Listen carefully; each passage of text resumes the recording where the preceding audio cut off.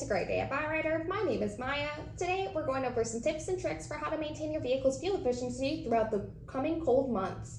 Try to park your vehicle in a garage or another warm place to reduce the amount of gas that your vehicle needs to start up and to warm up, as well as try to reduce the amount of idling that your vehicle does. Most manufacturers recommend driving off after about 30 seconds of your vehicle running. As well as when you are actually driving, make sure you're driving gently and at a steady speed. Not only does that reduce the amount of gas that you're using, but it does also help when there's snow on the ground, as well as minimize your shorter trips too.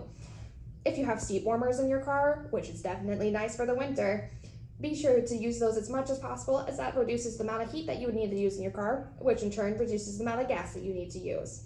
Make sure that you're using the correct type of oil in your vehicle, and check your tire pressure as much as possible, because as the temperature drops, so will the pressure in your tires. If you're having any service concerns with your vehicle, give us a call at 920-204-0300, option 3, or stop in today at 44 North Rolling Meadows Drive in Fond du Lac, Wisconsin.